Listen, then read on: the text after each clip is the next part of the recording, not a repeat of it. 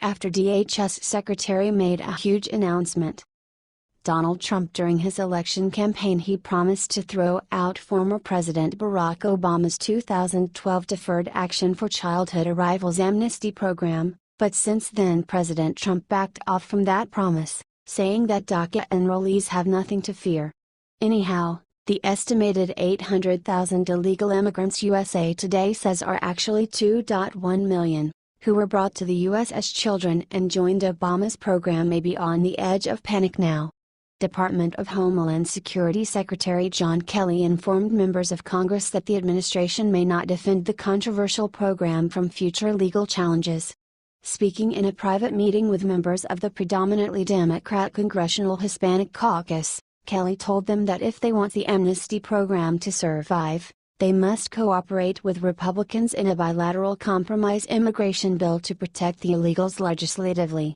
This is what he's being told by different attorneys, that if it goes to court it might not survive, DHS spokesman David LePan stated about Kelly's remarks.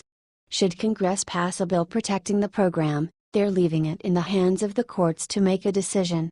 That was simply too much for a visibly shaken Illinois Representative Luis Gutierrez, who dramatically announced in English and Spanish of the Attorney General, Jeff Sessions is going to say, deport them. If you're going to count on Jeff Sessions to save DACA, then DACA is ended. It's not a pretty picture, New Jersey Senator Bob Menendez stated. The legal authorities that he's spoken to suggest that DACA cannot be sustained legally. We have a different view. Kelly informed the congressional members that, even though he supports the program and Trump supports it as well, an impending legal challenge by Texas and 9 other Republican states would most likely triumph in court and end the amnesty program, leaving it up to Congress to save it. There is no doubt that many of innocent people joined the program, who were brought to the country illegally as a child with no choice of their own. Congressmen should find a way how to deal with this humanly, because some of those illegals have abused the program and many criminals have been protected by their dreamer status. In fact, since DACA was first rolled out, over 1,500 of them had their status revoked because of a gang connection or other criminal activities. Obama made a mistake by implementing the DACA by executive order. He did that because Congress had refused an impasse on a compromise. If Congress wants Obama's amnesty program to remain intact and in effect, they better get to work crafting legislation that says as much, because the program won't hold up under legal challenge and the Trump administration won't be wasting time defending it. Please share this post on Facebook if you think this program should be terminated. What is your opinion on this? Scroll down to comment.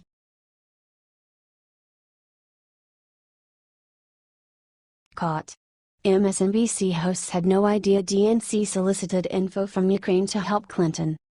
Fake news. MSNBC host Andrea Mitchell, a nasty woman who has unfairly attacked Trump, and notorious liar Brian Williams acted like they had absolutely no idea that the Clinton campaign sought out help from Ukraine to help her win the 2016 presidential election. Newsbusters reported, on MSNBC Wednesday morning, 2 of MSNBC's most prominent anchors admitted they had no idea what Trump was referring to, when he tweeted out that the Clinton campaign also sought out information from foreign government officials to help boost her campaign, during the 2016 election. After reading the tweet, Brian Williams asked Andrea Mitchell if she knew what he was talking about. "I'm hoping you can help me decipher this," he asked. "It's hard to figure out what this is about," Andrea Mitchell quizzically responded. The humorous exchange happened during the 9 a.m. hour on MSNBC Live.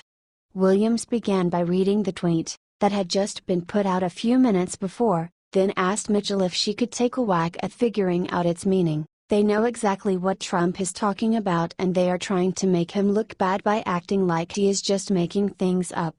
Transcript: Brian Williams, Andrea Mitchell, "I said earlier no public events for 3 days on the president's calendar. He leaves tonight for Paris, for Bastille Day celebrations. What we've heard from the president again, 3 minutes ago on Twitter, I'm hoping you can help me decipher this. Why aren't the same standards placed on the Democrats? Look what Hillary Clinton may have gotten away with. Disgraceful." Do you want to take a whack at that? Mitchell: I'm trying to figure it out myself. Earlier he called it a witch hunt, so he's still on the fake news or what the Democrats are doing, that combo. Perhaps this is a reference to emails, since his son voluntarily tweeted out a whole email chain. Nobody was forcing him to do that other than the questions that were raised by the New York Times, and they said they were about to reveal them themselves. So he voluntarily released his emails, so perhaps it's an email reference. But it's hard to figure out what this is about. Williams: let the record show Andrea Mitchell is always game for a challenge, though sometimes the material leaves us with more questions than answers. Laughter.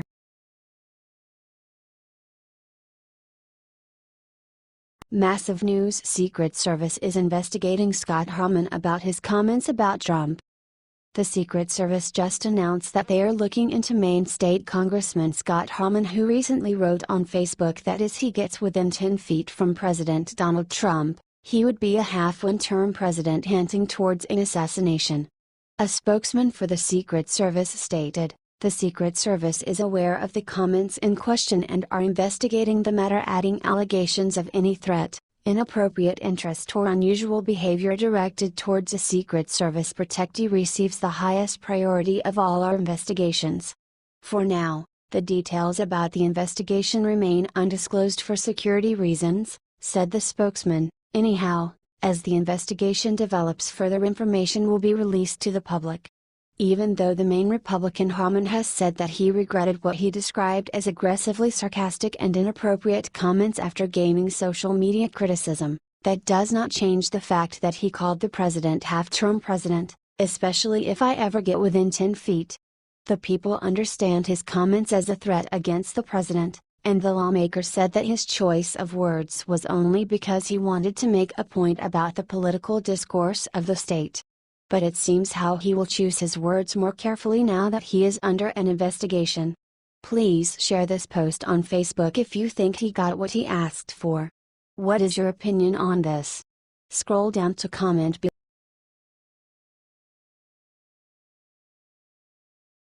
Alert: Melania steals the show at Paris parade with stunning floral print tea dress. Donald and Melania Trump joined French President Emmanuel Macron and his wife Brigitte at the annual Bastille Day parade along the Champs-Élysées in Paris on Friday. Per usual, all eyes were on the First Lady. On this great day, France's National Day and the 228th anniversary of the French Revolution, Melania and I were proud to stand with the President of France and Madame Macron to celebrate with the French people, President Trump said in a statement. The President and the First Lady sat alongside the Macrons during the celebration, but Melania might have stolen the show. She dressed in an elegant floral print sundress with a pair of royal blue high-heeled shoes for the joyous occasion.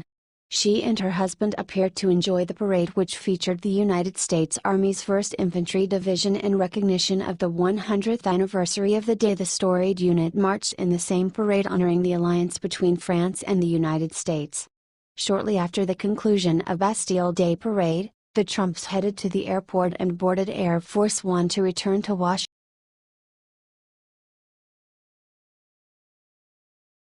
Unthinkable. An iceberg as big as Delaware broke off in Antarctica.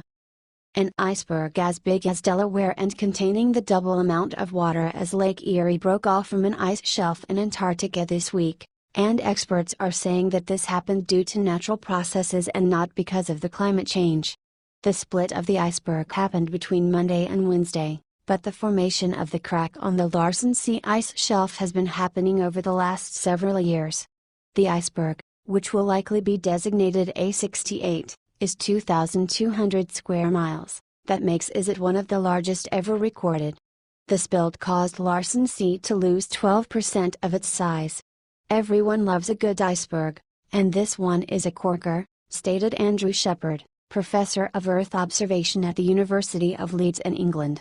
But despite keeping us waiting for so long, I'm pretty sure that Antarctica won't be shedding a tear when it's gone, because the continent loses plenty of its ice this way each year, and so it's really just business as usual.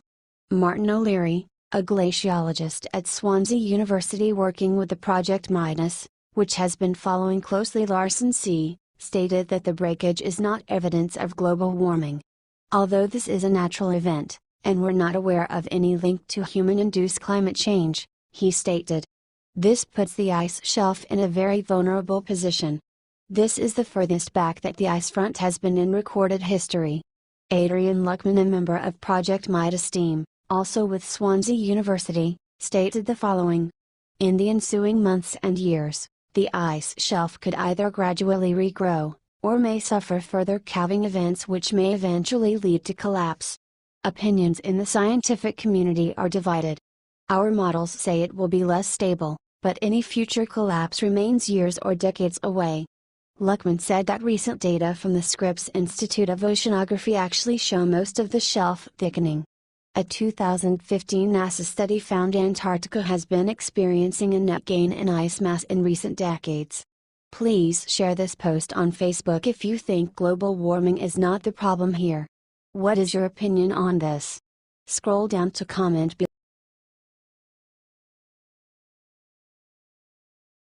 Revealed Chevy Chase admits SNL is liberal and attacks Trump administration purposely.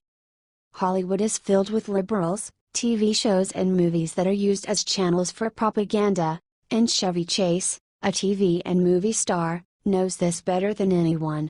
At the beginning, when he joined Saturday Night Live, SNL, Chase admitted that he tried to use his comedy to help Jimmy Carter win the election. Anyone who had watched the show even for a few seconds can see that what they try to pass for comedy is nothing more than leftists attacking conservative values. Here is Chase talking about modern SNL. Attacking the president has become a fashion in the celebrity world. Chase apparently is proud to have helped SNL's liberal bias, but other cast members have a different view. SNL star Michael Che supported President Trump when he was a candidate and had complained about the show's political slant. Oddly, I agree with him, Kai stated. We try to write that way. But I do agree with him. I think the show should show all views and we make a conscious effort to do so. Comedy should take both sides. No matter who is in power, we should be making fun of them. Please share this post on Facebook if you agree with Michael Che. What is your opinion on this? Scroll down to comment below.